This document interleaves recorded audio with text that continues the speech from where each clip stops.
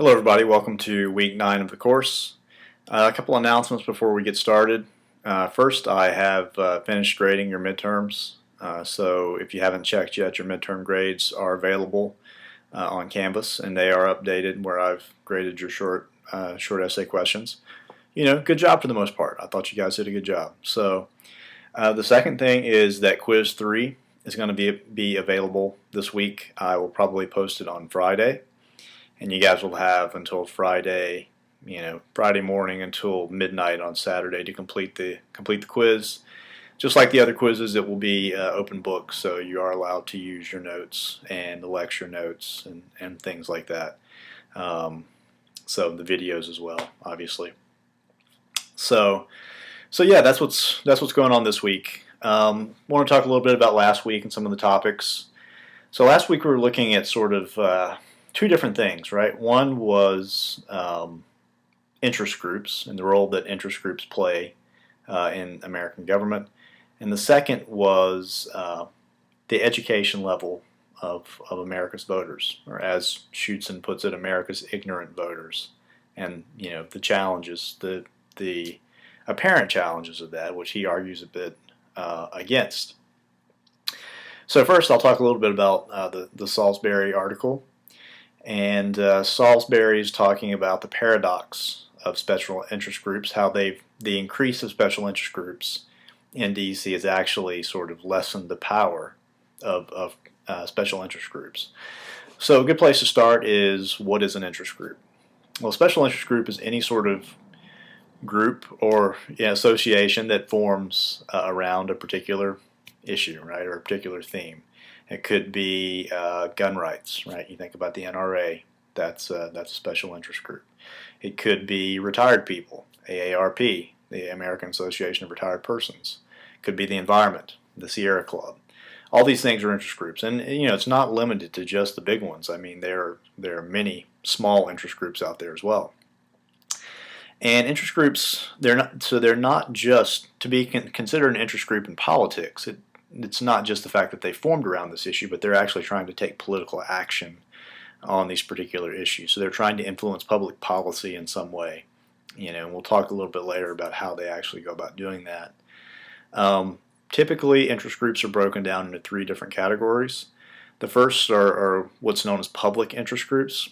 These are groups that are trying to push for an agenda that does not necessarily benefit themselves.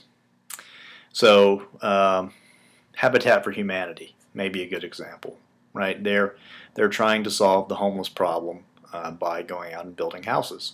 Now, they're probably not homeless themselves, so they're really looking out for the public interest more than their own in most cases, right? So the second type of group is what are known as economic interest groups. Now, these are groups that are going out to improve their own economic benefit, right? Oftentimes these are corporations, they're industries, maybe like the tobacco industry, the pharmaceutical industry, groups like that who are forming these interest groups and have powerful lobbies in Washington to influence public policy to increase their benefit. And these are often the most well organized and professional of the organization, simply because they put a great amount of money into forming these particular lobbies and interest groups. The third type that's not talked about as much are governments. So local and state governments also form interest groups because, as you know, local and state policy is influenced by national policies. So they'll actually send interest groups to Washington to try to influence public policy to benefit them, usually through the form of earmarks, which are certain apportionments that are attached to particular bills that are going to pass that apply to a particular locality. So say, for instance, in the Affordable Care Act, maybe a certain earmark is put in to improve the status of health clinics in rural Virginia, something like that. So why? What are some of the reasons that these interest groups form? There are 2 particular theories about that. The first theory is that resources are scarce and inadequate for this particular group. So in order to actually pursue their end, They need to make sure that there's some sort of government regulation or stipulation that's going to allow them to have an advantage when it comes to this particular battle over resources. The second explanation is something that's called conflict theory, and essentially that means that interest groups arise to combat an interest group on the other side of the debate that they're particularly interested in, right? So perhaps the anti-smoking lobby arises because the smoking lobby is so powerful, or vice versa, right? So they're formed through this sort of competition among these particular interests. So what do they do? How do they how do they go about doing this? First, I would recommend, if you guys haven't seen it, watch the movie Thank You for Smoking. It's about the chief lobbyist for the tobacco industry, and sort of, I mean, it's sensationalized because it's a movie, but it gives you a pretty good idea of what actually happens with the lobbyists and with the special interest groups lobbying in Washington, and it's just a really good movie. So I definitely recommend that. So lobbying, how do you do it? There are 23 legal ways that lobbyists can work. I'm not going to go through all 23. You can find them on the internet if you're interested. Some of the main ways they do it are, obviously, one is trying to foster personal relationships between themselves and government officials, whether it's holding fundraisers or meeting with them directly to say, hey, this is what my industry stands for, which points to another important thing that they do, and that, as Schuetzen talked about in his article, American government is extremely complex, and having all the information that you need on these issues can be challenging.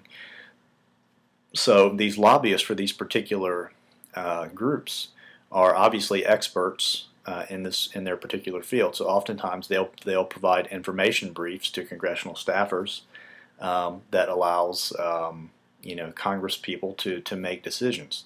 Now this also points to another thing that happens where it's usually in the benefit of the lobbyists to try to form these relationships with people who are sympathetic to their cause, right?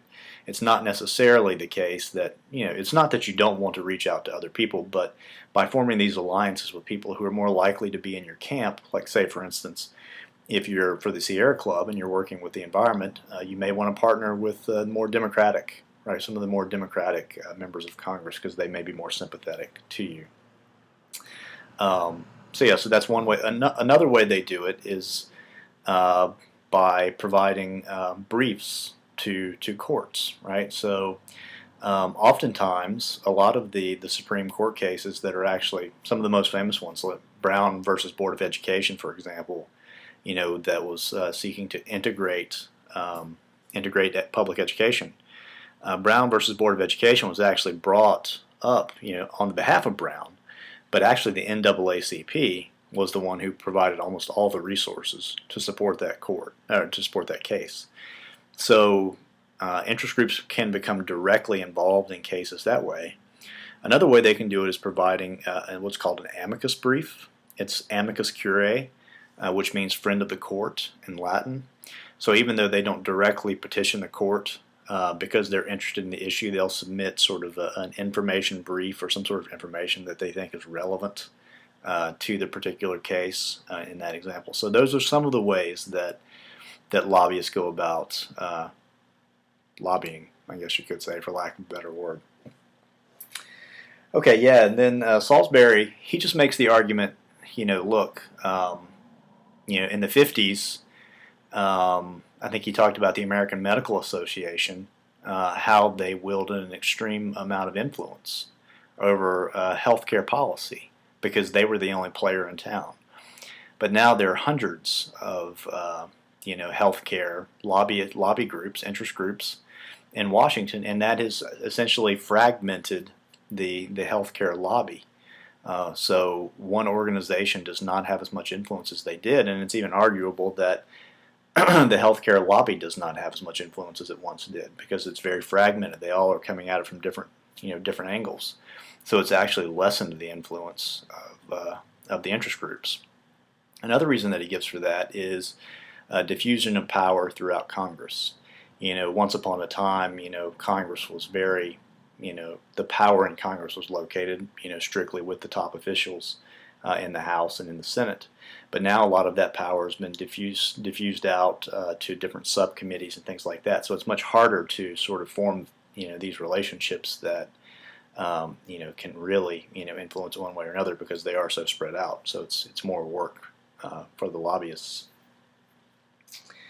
So, yeah, I think that's essentially the point. Salisbury talks about a couple of ways that the lobbyists can try to respond to that. The first is a tactic he calls going inside, which is where you're actually trying to build these relationships with the officials. It's harder, but Salisbury thinks it's more effective.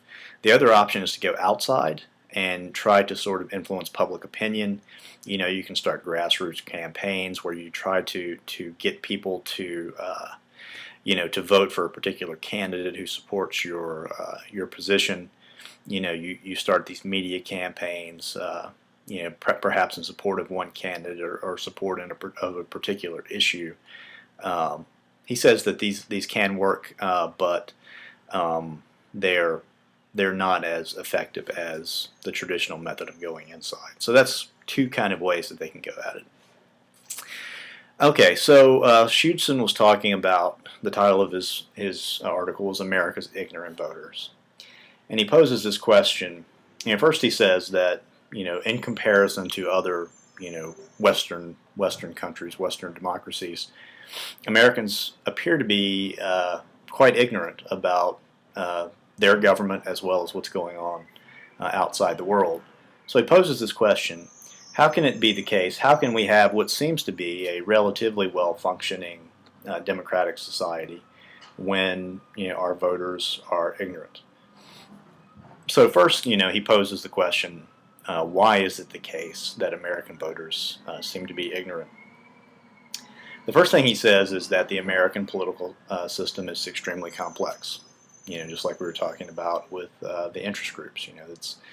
It's gone in so many different directions. There's so many different elements to the government. It's impossible to keep up with all the different issues. As he said, unless you got a PhD in political science, you're not keeping up with everything that's going on. And even if you do, you're probably not keeping up with everything that's going on, right? So that's one thing. The complexity of the system is much greater than most other forms of government out there.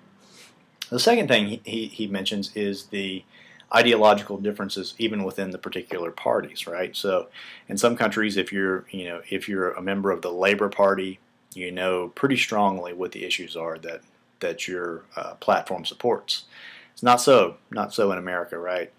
There are lots of deviations. I mean, there may be sort of a central party line with Democrats and Republicans, but there are lots of deviations within that party. The Republican Party is a perfect example, right? With the recent emergence of the Tea Party. A lot of the Tea Party members are much more radical, much more conservative than the traditional Republicans. It's even been the case that, it's why Florida's governor, Crist, has switched from Republican to Democrat, arguably, right? I mean, maybe it's just expediency for his case to try to win the election. But even what Democrat and Republican, where it falls on the conservative liberal scale, has actually changed over time, quite a few times, as a matter of fact. So you can't just say, hey, I'm a member of the Republican Party. This is what I stand for, because that's in flux, right? So back to his question of how could it be the case that the government can actually function? How can the democracy function if the voters appear to be ignorant? He poses several things. The first thing he says is that people, rather than being completely informed on all the issues, they have certain mental heuristics or mental shortcuts, that they utilize. One is, he said, people can make decisions on the fly, where he says that rather than actually educating themselves entirely on the issue, maybe they watch presidential debate, gubernatorial debate, whatever, and they kind of get a general sense of, where this candidate falls on particular issues, or how they, what their platform is in general, what their character is like. And rather than, educating themselves on, where Crist is on education, higher education, you just got a general impression from watching this debate that, you kind of you like where he's leaning rather than where Scott is leaning, for instance. So that's one way to do it. Let's see. Yeah, another interesting point that he makes is that he said that the founders didn't really have in mind that the cornerstone of American democracy would be based on complete knowledge of what's going on in the system. Rather, he said that he makes the argument, at least, that what's more important is moral character and democratic character of the citizens. He talks about de Tocqueville, and how he made this, he called it habits of the heart, right? That's what's the most important thing to American democracy. And Schuetzen talked about a couple of these habits of the heart. He pointed to a particular researcher, and she essentially said that, she pointed out a couple, and, there are many more character traits that lend themselves to democracy. One was this idea of empathy for other people and being able to, be colorblind in a way, right? I mean, we live in a diverse society, and essentially to sort of step outside of your bias and view people fairly, right? So to treat people fairly and treat their positions fairly is one of the key characteristics of, key character traits in a democracy. Debatable, to what degree do we have that these days? Perhaps it's improved. And then the second thing was this notion of speaking up, right? If you see some sort of social injustice or something like that, you need to actually stand up and say, and take political action and say, this is not the way things should be, right? So exercising your political voice, which is something we're going to read a little bit about this week, and we're actually going to find out how we're doing on some of these character traits that Schuetzen references here at the end of his paper. So this week, so that's last week. So this week we're going to be looking at a notion of citizen participation in government, civic engagement, and the use of political voice. Now, the first paper is by Robert Putnam, who wrote the book 1995, I believe, Bowling Alone, where he's talking about how community engagement, community participation has been declining in the United States, and he tries to figure out why exactly that is and what the implications of that are for American government, and these habits of the heart that Schuetzen talked about and de Tocqueville talked about. And the second one is by a guy named Sidney Verba, and he says that following on with what Putnam says, he says not only is it important that we see that civic participation is in decline, but it's also important to examine who actually is doing the participation, right? Because who's exercising their political voice plays a big role in the message that the government receives from the public. And his argument is that the playing field is not level, right? The exercise of political voice is unequally distributed, and you can guess probably towards which sphere that political voice is slanted. So government is not receiving the message from the majority of the people. So anyway, those are the two articles for this week. As I said, I'm going to post the quiz on Friday. You guys will have until Saturday at midnight to do that. Your midterm grades are posted, and I will post the discussion question as always on Wednesday. If you have any questions about the readings or anything, please feel free to shoot me an email. Have a great week.